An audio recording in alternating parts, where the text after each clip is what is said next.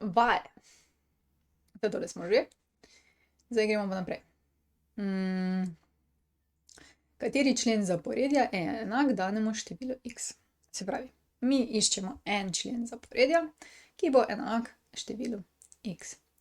Pa dajmo zdaj pogledati, kaj to tole. Prvo nalogo. Se pravi, imamo zaporedje AN je 6n plus 5 in imamo eno številko x 173. Zanima nas, zdaj kateri člen, ne vemo kateri, en člen, da bo enak 173. Ja, ker ne vemo kateri, bomo rekli en člen, ne vemo kateri, splošni člen, kdaj bo enak 173. Ja, za naše zaporedje velja, da ustreza predpisu 6n plus 5. Se pravi, 6n plus 5 mora biti enkrat enako temu členu, 173. Ne? In zdaj poskusimo tole rešiti to enačbo, ne? Pa da vidimo, kaj dobimo. 6n je 173 minus 5. 6n je 168, ker imamo krat 6, delimo s 6 in dobimo n je 2 in 8. Se pravi, n je 28. 28 in kaj je zdaj odgovor? Kateri člen bo zdaj enak? A 28, a ne? Se pravi, 28. člen bo enak številu 173. In to je to. Zdaj pa seveda, ne, pri teh zaporedjih se lahko takoj zakomplicira. Kaj se lahko zakomplicira?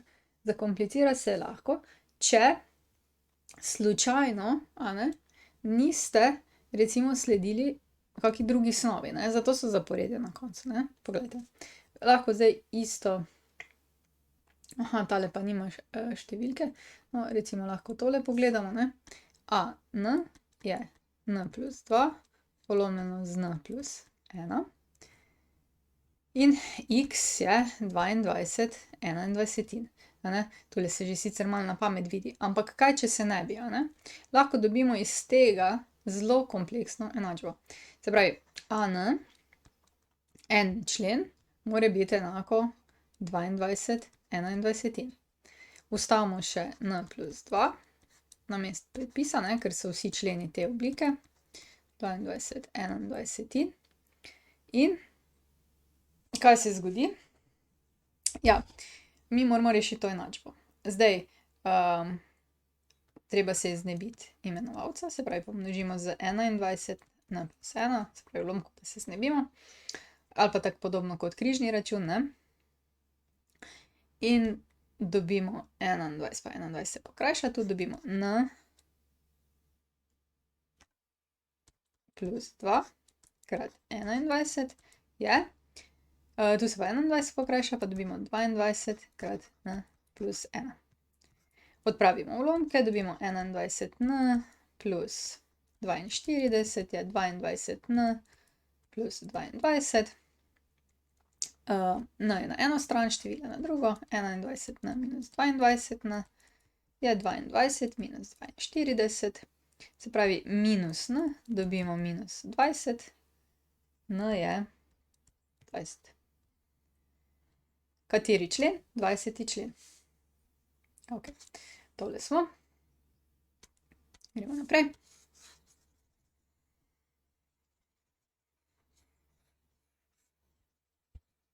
Evo ga. Naprej imamo pa. Pokaži, da je število m spodnja meja zaporedja. Pa bomo vzeli tole srednjo.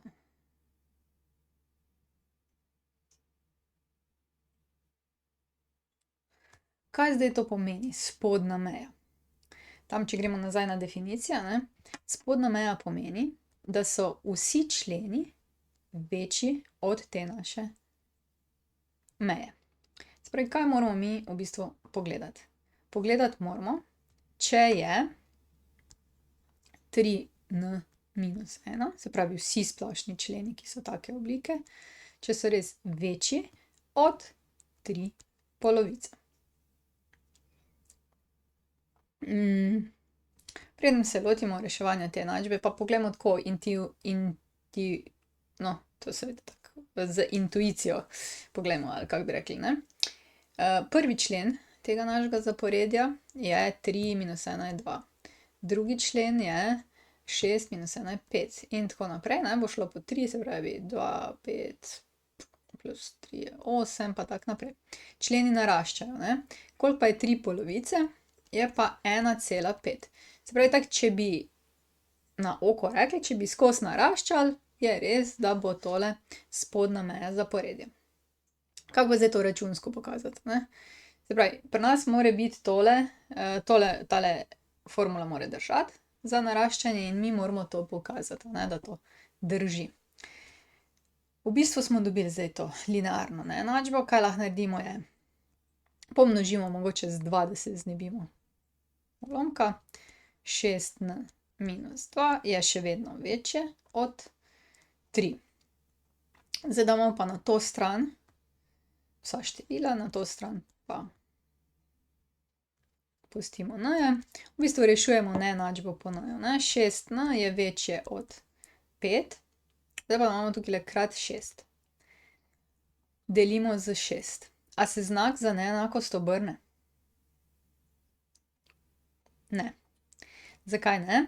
Obrne se samo, kadar množimo ali delimo z negativnim številom. V teh neenačbah n ne bo nikoli negativno število. Zakaj? To je zaporedje in pri zaporedjih imamo iz množice naravnih števil, to pomeni ni negativnih števil. Okej? In dobimo n je večji od 5/6. Ker je n naravno število, kateri n-ji zadostijo tej neenačbi? Ja, 1 je že večja od 5/6. 2 tudi večje. 3 tudi večje. 4 tudi večje in tako naprej. In če pogledamo, vsa naravna števila so večja od 5/6. Zato je res, ne, zato je res 3 polovice spodnja meja zaporedja. To je, ne. V bistvu smo to naredili, če še grem enkrat skozi to nalogo, s sklepanjem. Mi smo pogledali, če je res spodnja meja zaporedja, mora tole veljati. In ko to velja, in to mora veljati za vsak n. In mi smo res zdaj pogledali, da ta neenačba, če je zaporedje tako in spodnja meja taka, je res n vedno večji od 5/6, vsak n, in zato je to spodnja meja zaporedja. Če pa tu ne bi bilo, ne, potem pa to ni spodnja meja zaporedja. Okej, zbrišemo zdaj to.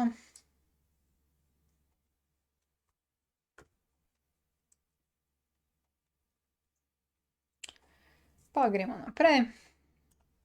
Z zgornjo mejo to naredimo podobno. Mi pa gremo recimo na tole, koliko členov zaporedja je manjših od 100. Se pravi, mi imamo zaporedje AN je 12 minus 4n in mora biti manjši od 100.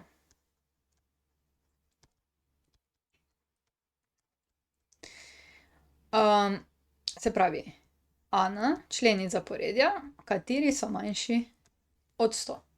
To je vprašanje. Kaki pa so ti členi zaporedja? Vsi so takšne oblike, ne. 12 minus 4n je manjše od 100.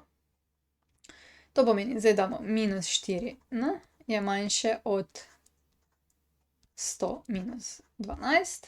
Minus 4n je, mislim, je manjše, pardon, je manjše od 90, 88. Zdaj pa imamo krat minus 4. Se pravi, moramo deliti z minus 4. In tukaj zdaj pozor, če imamo neenačbo in jo delimo z negativnim številom, potem se neenakost obrne, ne. To pomeni, da bo zdaj n, zdaj pa obrnemo neenakost, 88 deljeno z minus 4 je pa minus 22.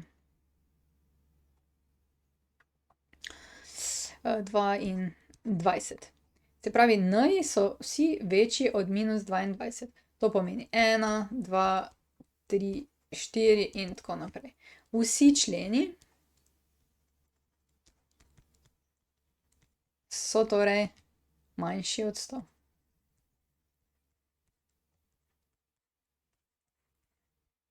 To, ne? To je to. Pa gremo naprej.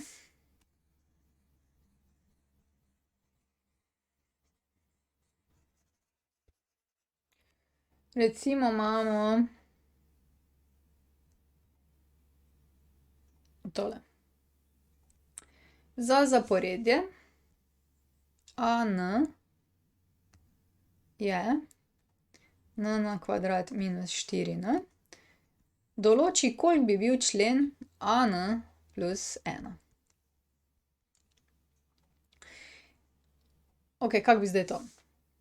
Če bi bil A5, potem bi mi namesto vsakega n dali 5 na kvadrat minus 4 krat 5, pa bi dobili, ne? Če bi 5 iskali. In v resnici ni nič drugače, če iščemo n plus 1 člen. Mi moramo zdaj zgori namesto vsakega n-ja noter vstaviti n plus 1. Ok. Zdaj je malo zmedeno, ne, ker vedno n pa n plus 1 sta zdaj iste številke, ampak nista v resnici, ne. Eno je n plus 1 se skupaj drži, n pa tudi. In zdaj, ko računamo AN plus 1, moramo tu noter zdaj vstaviti n plus 1. In damo n plus 1 na kvadrat minus 4 krat, namesto n-ja damo pa spet n plus 1. Zdaj pa to poračunamo, pa dobimo AN plus 1. N plus 1 na kvadrat je prvi na kvadrat, plus 2 krat prvi krat drugi, 2n plus 1. Pol pa z minus 4 pomnožimo vsakega v oklepaju, je to 4n minus 4. AN plus 1 je torej n na kvadrat minus 2n minus 3. In tole je potem rešitev. Koliko je zdaj AN plus prvi člen? Tole. Koliko je AN? Tole, a ne? In tako je to.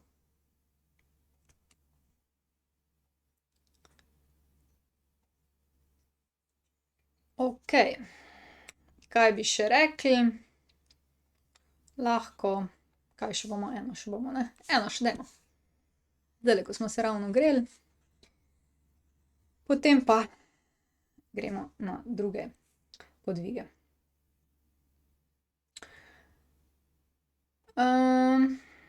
Se pravi, pokaži, da je zaporedje naraščajoče. Pa ne, dajmo reči takole. Tole, 12. Ali je dano zaporedje padajoče ali naraščajoče. Se pravi, imamo zaporedje AN je minus 4n plus 5. Kaj mislite? Bo naraščajoče ali bo padajoče? Ja, dajmo zdaj pogledati, ne. Recimo A1. A1 je minus 4 krat 1 plus 5 je 1. A2 je minus 8 plus 5 je minus 3. A3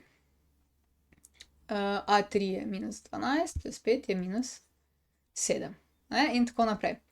1 je manjše od minus 3 je manjše od minus 7. Se pravi, A1 je večji, je večji od A2, je večji od A3, pa tako naprej. Ne? Se pravi, 1 je večje od minus 3 je večje od minus 7. To pomeni, da se nam členi manjšajo. Naša predpostavka bo, da zaporedje pada. In mi smo to zdaj tako si malo po domače pogledali. Kako bi pa zdaj to dokazali? Matematično pokazali, da je to za vse člene tako, ne samo za prve 3. Tole je že nekaj, a ne? Če tole nekaj naredite, je že nekaj. Ampak gremo še pa zdaj na malo več. Mi smo rekli, da če zaporedje pada, velja, da je če imamo AN, pa če zaporedje pada, je AN vedno, se pravi, večji od AN plus 1. Vsak naslednji člen mora biti manjši. Tole je torej predpis, da zaporedje pada. In to mora veljati za vsak N, če hočemo to dokazati, ne. Zdaj pa AN že vemo, koliko je. Koliko je pa AN plus 1?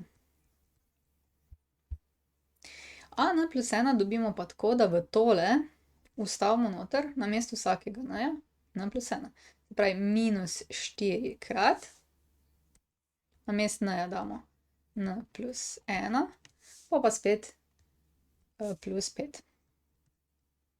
Se pravi, AN plus 1 v našem primeru je zdaj minus 4N, minus 4 plus 5, AN plus 1 je minus 4N plus 1. Tako, in zdaj lahko tale predpis preverimo, če drži. Za katere N-je drži, pa se pol odločimo, ali je to res ali ni res. Ok, AN bomo rekli minus 4N plus 5, mora biti zdaj večje, ali je, ne, od minus 4N plus 1. N je na eno stran, števila na drugo, dobimo minus 4N plus 4N je večje od 1 minus 5. Tole se nam odšteje, dobimo nič, je večje od minus 4. Kje? Koliko je zdaj N? Koliko je zdaj N tu, ne? Ni nobenega N-ja. Tole, a je to res? Nič je večje od minus 4. Res.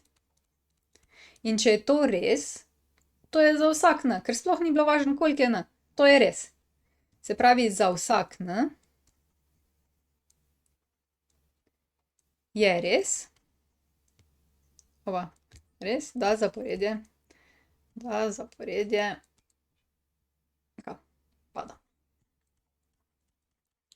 Zato, ker tole je prišle res. Če bi pa prišel neres, se pravi, da bi bilo 5 je večje od 8, pa bilo pa ni res. In takrat bi zaporedje ne padalo, ne? Razumete? Mi smo si najprej pogledali, kaj bo, smo rekli, pa verjetno pada. In zdaj smo pogledali, ali pada ali ne. Določili, AN smo imeli določen, AN plus 1 smo določili in potem smo rekli, če res zaporedje pada, potem mora to držati, da je AN večji od AN plus 1. In mi smo ugotovili, da je to res drži. Drži ne glede na kateri N se je to zgodilo. Tole je pa to. Prišli smo do konca. Če želite ali morate videti več, si pogledajte na moji spletni strani ninarazlaga.si ali pa se naročite na moj YouTube kanal. Se vidimo!